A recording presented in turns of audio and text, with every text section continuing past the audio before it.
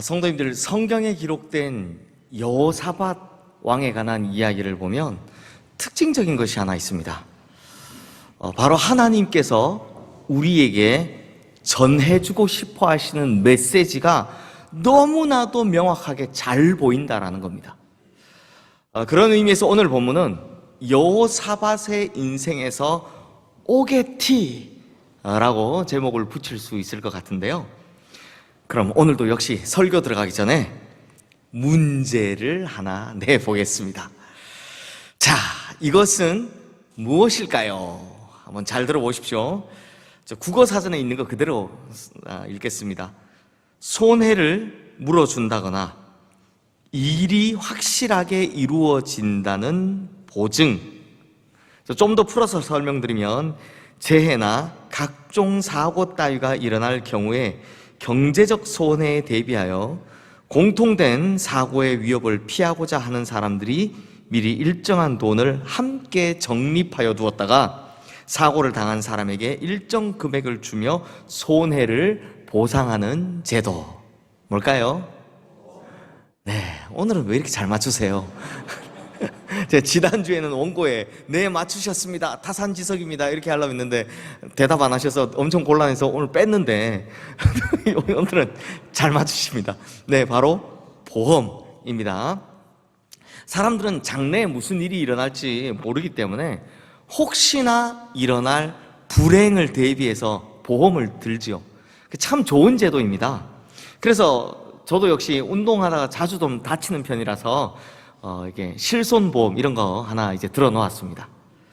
근데 성도님들, 그런데요, 만약에 든든한 보험, 이 보험 하나가 너무나 믿음직스럽다고 해서 그로 인해 이제는 더 이상 하나님이 필요 없다 라고 생각하는 지경에 이른다면 이게 어떻게 되겠습니까?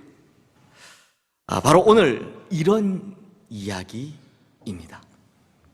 우리가 지난주에 보았듯이 여호사밧은 영적인 감각이 매우 탁월한 사람이었습니다. 자신의 아버지였던 아사왕이 어떻게 할 때 하나님께서 복을 주셨는지, 또 어떻게 할 때 하나님께서 징계를 하셨는지 이것을 눈여겨보면서 똑똑하게 잘 기억하고 있다가 결국 좋은 길, 복받는 길을 따라간 사람이었습니다. 그런데 아무리 믿음 좋은 사람일지라도 이게 문제입니다. 뭐냐? 바로 자식 걱정입니다. 자식 걱정. 근데요, 성경을 봐도 모세, 사무엘, 다윗 등등 참으로 대단했던 이 믿음의 영웅들마저도 자기 자식의 신앙 교육은 하나같이 다 실패하는 모습을 볼 수 있습니다. 자식은 마음대로 안 되나 봐요.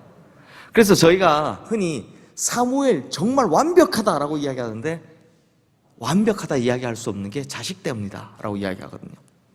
여호사밧 왕 역시 자식이 고민이었던 것 같습니다. 그래서 내가 살아가는 이 시대는 이렇게 잘 됐는데, 이렇게 큰 복을 받았는데, 내 아들의 시대에도 이렇게 잘 돼야 될 텐데, 이런 복을 좀 물려줘야 될 텐데 하는 마음이 들었던 거죠. 자, 그렇다면 성도님들, 이런 고민이 생겼다면 어떻게 하면 됩니까? 답은 간단하죠. 자신이 축복을 받았던 비결인 하나님에 대한 충성심을 자기 아들의 머릿속에 박힐 때까지, 자기 아들의 만판에 새겨질 때까지 계속해서 알려주면 되는 겁니다. 보여주면 되는 겁니다. 그런데 자식 문제에 있어서는 이게 안 되나 봅니다. 그러다 보니 참으로 여호사밧답지 않은 방법으로 너무나도 인간적인 방법을 선택합니다. 어떤 방법을 선택했냐? 오늘 본문 1절 말씀 우리 함께 읽어보겠습니다. 여호사밧이 부귀와 영광을 크게 떨쳤고 아합 가문과 혼인함으로 인척 관계를 맺었더라. 자, 먼저 여호사밧 자신은요, 부귀와 영광을 크게 떨쳤다고 합니다. 그리고 그 다음 자기 아들을 위해서는 어떻게 했냐? 정략 결혼을 맺었다는 겁니다. 정략 결혼. 왕이니까. 그런데 이 정략 결혼을 맺은 상대가 누구라고 합니까? 북이스라엘의 역사상 가장 강력했던 왕. 그런데 특이하게도 그 극악무도한 왕이면서 가장 강력한 패권을 거머쥐었던 왕, 즉 악인이 형통하게 되는 것을 가장 잘 보여주는 왕, 그 덕분에 엘리야, 엘리사 같은 당대 최고의 선지자들이 나타날 수밖에 없던, 그렇게 만든 왕, 바로 아합, 그리고 그의 부인이자 성경 속에서 최고의 악녀 이세벨, 이 두 사람의 딸이었다라고 합니다. 아달랴입니다. 아합과 이세벨의 딸, 그러니까 최악과 최악의 딸 아달랴인 겁니다. 이 적과의 동침을 선택한 거죠. 근데 이해는 됩니다. 왜냐하면 당시 이 아합이 다스리던 북이스라엘이 워낙 강성했으니까, 국경을 마주하고 있는 이 북이스라엘이 워낙 강대하니까, 야, 이렇게 해놓으면 내 아들 때는 전쟁이 안 일어나겠지, 내 아들을 위한 보험 하나 들어두었다라고 생각을 했던 거죠. 제가 지난주에 잠깐 말씀드렸던 건데, 여호사밧 왕의 아버지가 아사잖아요. 이 아사 왕이 누구를 치려고 이방 족속 아람의 왕 베나닷과 동맹을 맺었습니까? 바로 북이스라엘 아합 가문이었습니다. 그런데 이방 족속과 동맹을 맺었다, 이것 때문에 하나님과의 관계가 틀어진 거였죠. 그런데 보면 아버지 아사 왕이 하나님과의 관계가 틀어질 것을 감수하고서라도 이방 족속과 동맹을 맺고 북이스라엘을 치려고 했던 건요, 그만큼 북이스라엘의 아합 가문이 대단했다라는 겁니다. 굉장히 강성했다라는 겁니다. 그러니 여호사밧은 아버지 아사의 경우를 봤잖아요. 그러니 하나님께서 싫어하실까봐 동족인 북이스라엘을 적대시할 수는 없고, 그런다고 그냥 가만 놔두기엔 저 북이스라엘이 너무 강성하고 호시탐탐 남유다를 노리고, 그러니 보험 하나 들어놓겠다라는 심정으로 이제 북이스라엘 딸을, 왕의 딸을 데려와서 정략 결혼을 시킨 겁니다. 충분히 이해가 가죠. 이거 어떻게 보면 참 지혜로워 보입니다. 근데 성도님들, 결국 이것이 보험이 아니라 올무가 되는 걸 볼 수 있습니다. 자, 이후에 어떻게 되는지 제가 이야기식으로 풀어드릴 테니까 한번 잘 들어보십시오. 먼저는 정략 결혼을 맺은 지 2년이 딱 지나니까요, 드디어 북이스라엘의 아합 왕이 속셈을 드러냅니다. 사실 자기가 강하니까 정략 결혼 안 맺어도 되는데 굳이 맺어준 그 속셈을 드러냅니다. 어떻게 하냐, 2절 말씀 우리 함께 읽겠습니다. 2년 후에 그가 사마리아의 아합에게 내려갔더니 아합 왕이 그와 시종을 위하여 양과 소를 많이 잡고 함께 가서 길르앗 라모치기를 권하였더라. 자, 지금까지 남유다의 왕 여호사밧은 지금까지 하나님의 도우심으로 전쟁 한 번 치르지 않았습니다.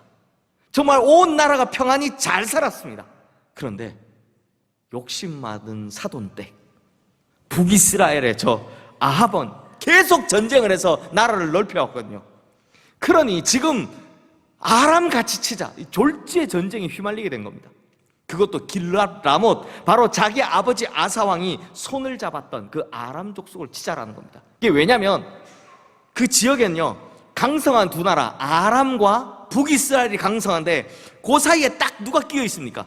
남유다가 끼어 있으니까 남유다가 키인 겁니다. 이쪽으로 붙으면 한쪽이 세지고 이쪽으로 붙으면 한쪽이 세지는 겁니다.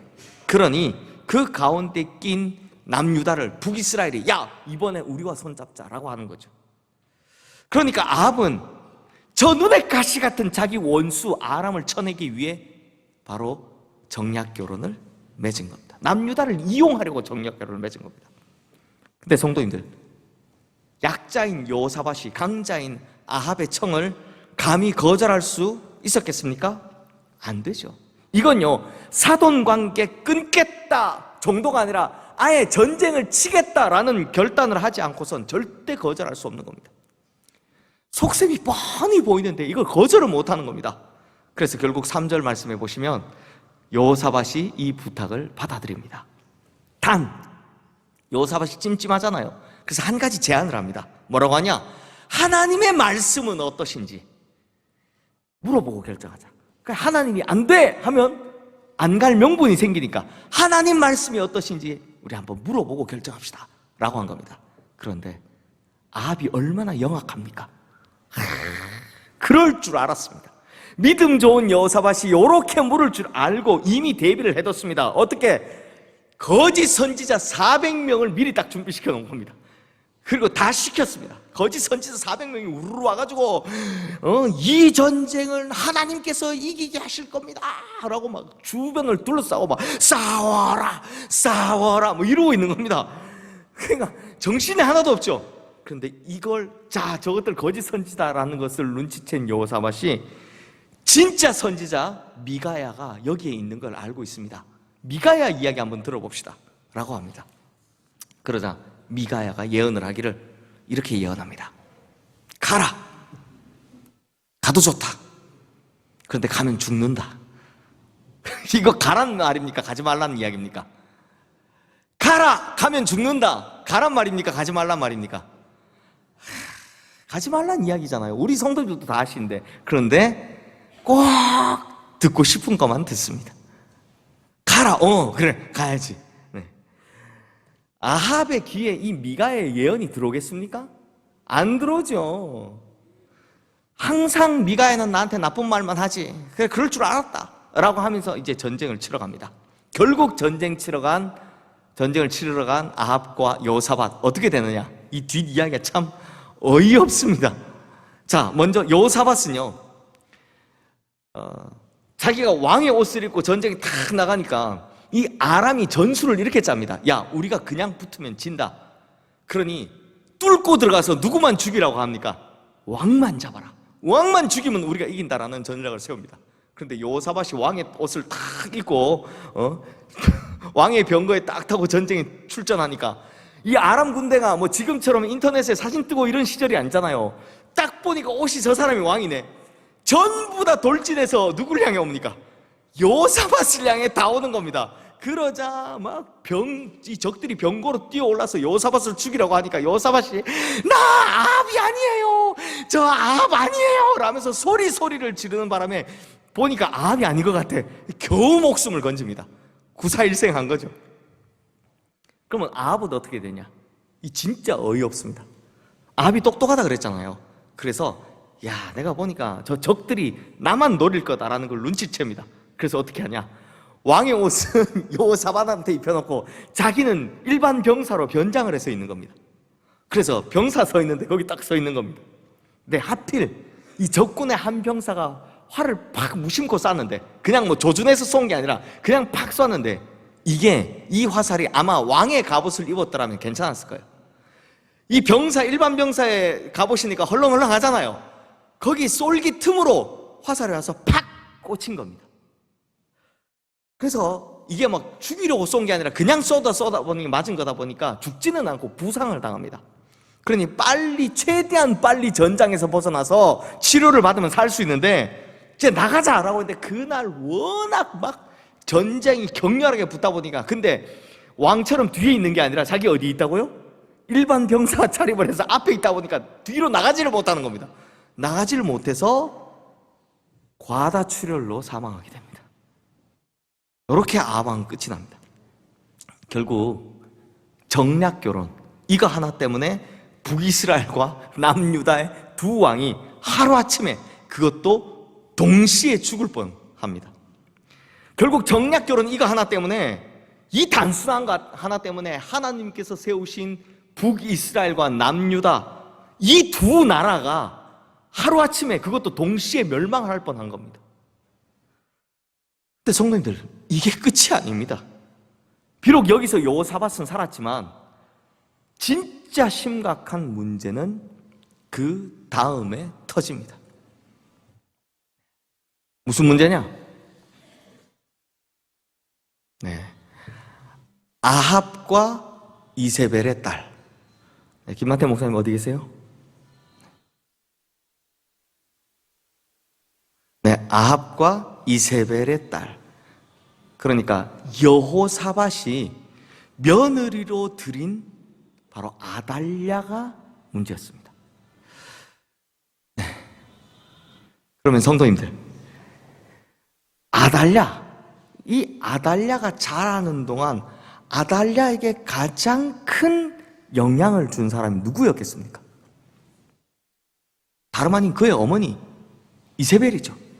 시돈의 공주 출신으로 온갖 우상을 북이스라엘에 다 들여온 성경 최고의 악녀, 심지어 그 대단한 엘리야 선지자조차도 한마디에 벌벌 떨게 한 악녀 중에 악녀, 바로 이세벨이었습니다. 그러니 보고 배운 대로 한다고 아주 자기 어머니랑 똑같이 하는 겁니다. 그래서 이후에 어떻게 되느냐? 네, 이후에 어떻게 되느냐? 지금 화면에 뜬 역대하 21장 5절에서 6절 말씀 우리 함께 읽겠습니다. 여호람이 왕위에 오를 때 나이가 32세라 예루살렘에서 8년 동안 다스리니라. 그가 이스라엘 왕들의 길로 행하여 아합의 집과 같이 하였으니 이는 아합의 딸이 그의 아내가 되었습니다. 그가 여호와 보시기에 악을 행하였으나. 그러니까 이 여호사밧이 애지중지 아꼈던 아들 여호람이잖아요. 그런데 이 여호람이 왕이 되고 어떻게 하느냐? 자기 아버지 여호사밧이 그토록 원했던 그 복된 길로 가지 않고 누가 시키는 대로? 자기 아내였던 아달랴가 시키는 대로 악을 행하더라라는 겁니다. 역시 아버지보다 아내가 무서운가 봅니다. 그냥 누구나 다 똑같은 거 봅니다. 그리고 또 여호람이 일찍 죽거든요. 8년 만에 죽습니다. 그러니까 그 다음 여호람의 뒤를 이어 왕위에 오른 이 아들 아하시야도 왕위에 오르고 나서 누구 말을 듣습니까? 그의 어머니 아달랴 때문에 온갖 악을 행하며 하나님을 배신하더라라는 겁니다. 그런데요, 그냥 이 정도로 끝났으면 다행이죠. 이게 끝이 아닙니다. 진짜 심각한 문제는 그 다음에 터집니다. 아달랴가 뒤에서 조종하던 이 남편 여호람 그리고 아들 아시야가 이상하게도 일찍들 죽습니다. 단명을 하니까 그 다음 어떻게 하냐? 안 되겠다. 이번에는 자기가 직접 왕이 되겠다고 작정을 하는 겁니다. 그래서 다윗의 자손이잖아요. 남유다의 왕들이 다윗의 자손이란 자손은 다 찾아내서 다 죽여버리는, 도륙을 하는 겁니다. 그냥 다윗 집안의 씨를 그냥 다 도륙하는 겁니다. 그리고 결국 본인이 왕위에 오릅니다. 여왕이 된 겁니다. 여왕. 근데 성도님들, 이게 얼마나 충격적인 일이냐 하면요, 하나님께서 다윗에게 너의 후손을 왕으로 세워 너의 나라를 견고하게 할 것이다 라고 친히 약속해 주셨습니다. 그래서 보면 북이스라엘에는 끊임없이 쿠데타가 일어나서 막 계속 왕이 바뀌는데 남유다는요 그렇지 않습니다. 늘 안정감 있게 다윗의 후손들이 왕이 되는 겁니다. 왜요? 하나님이 약속해 줘서. 그래서 하나님이 약속해 주시는 바람에 심지어 왕으로 오시는 예수님마저도 유다지파 누구의 자손? 다윗의 자손으로 오시게 된 겁니다. 그런데 아달랴가 왕위에 있던 이 6년 동안 남유다에서 유일하게 다윗의 후손이 왕위에 앉지 못한 겁니다. 다 죽을 뻔했습니다.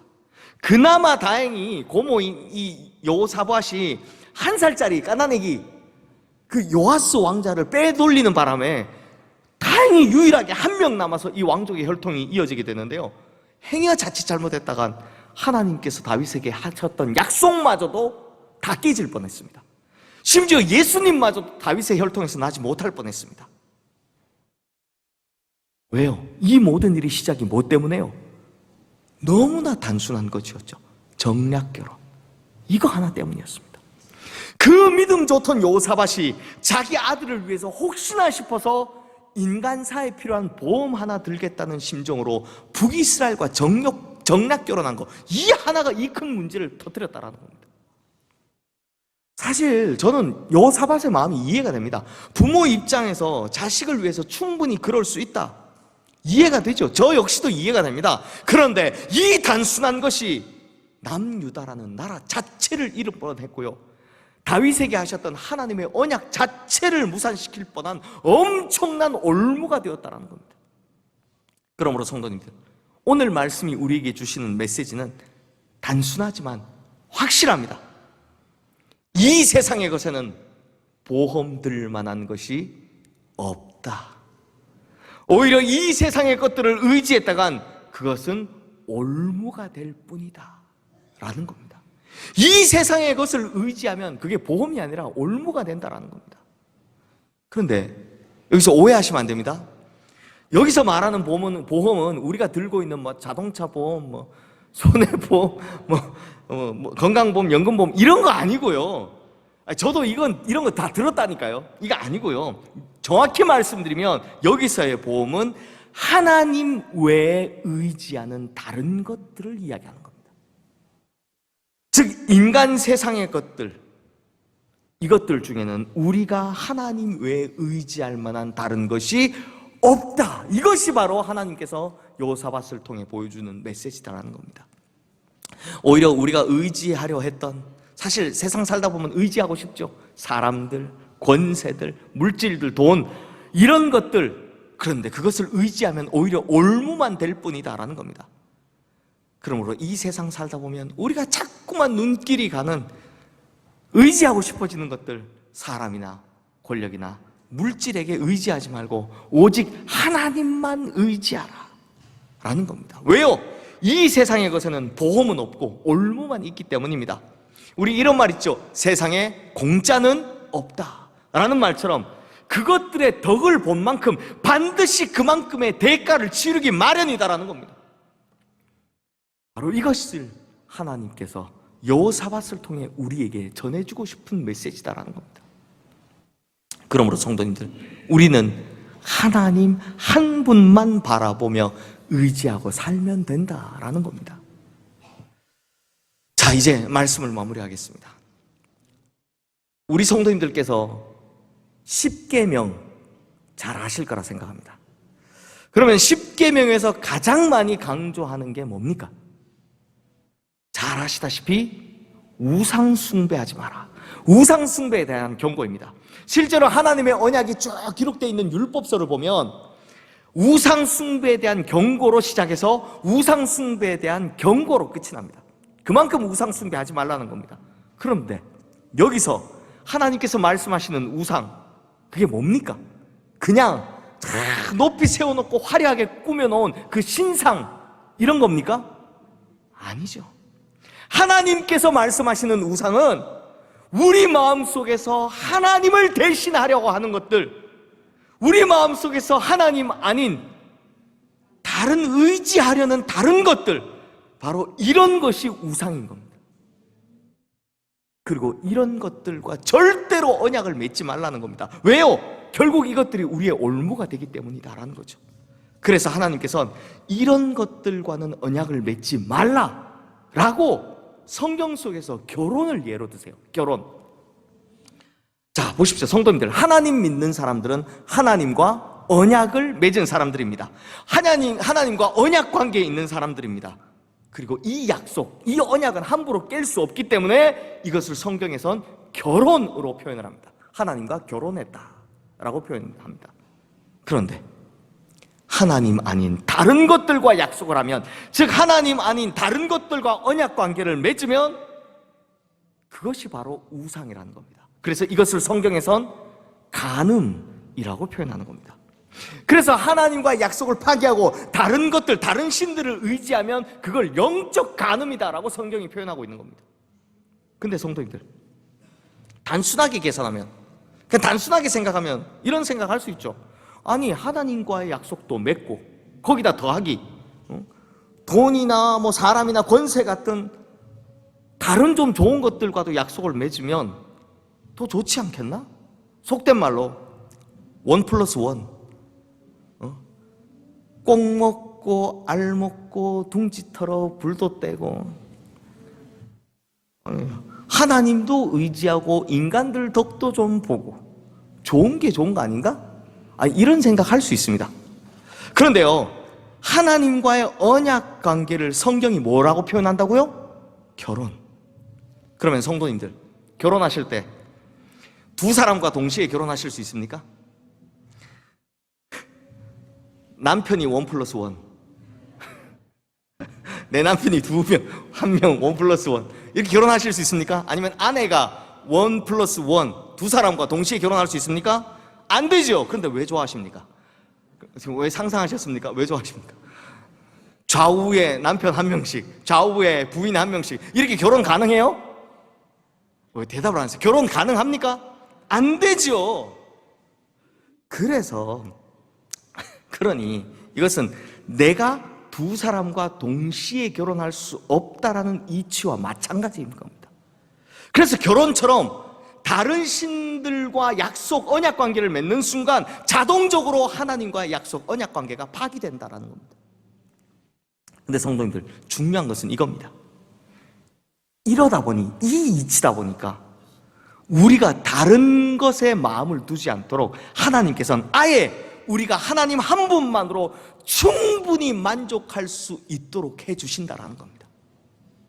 그러니까 우리가 하나님 한 분만 의지하고 바라볼 수 있도록, 그래도 충분히 만족할 수 있도록 하나님께서는 모든 면에서 우리를 충분히 만족시켜 주고도 남으신다라는 겁니다.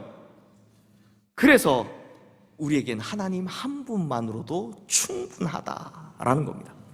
그래서 우리에겐 하나님 아닌 다른 것들은 아무런 가치도 없고 아무런 소용도 없다라는 겁니다. 즉 하나님 외에 다른 보험은 필요 없다라는 겁니다. 왜요? 하나님 한 분만으로도 충분하니까요.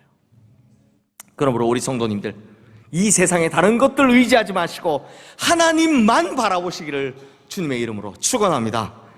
그렇게 우리의 마음과 생각이 오직 하나님께로만 향하여서 하나님께서 확실하게 책임져 주시는 삶, 하나님께서 충분히 채워주시고 만족시켜 주시는 그런 복되고 복된 삶을 살아가시는 우리 모든 성도님들 되시기를 주님의 이름으로 축원합니다. 기도하겠습니다. 하나님 아버지, 우리가 이 세상 살아가며 그 어떤 작은 것에라도, 또 잠깐이라도 하나님 아닌 다른 것에 눈 돌리지 않게 하여 주시옵소서. 인간의 세상에는 의지할 것이 없고 인간 세상에서 보험이라 생각했던 것조차 올무가 될 뿐이오니 우리는 오직 하나님 한 분만 바라보고 의지함으로 하나님께서 확실히 책임져 주시는 삶, 하나님께서 인도하시며 만족시킬 복된 삶을 살아가게 하여 주시옵소서. 우리 주 예수 그리스도의 이름으로 기도드리옵나이다. 아멘.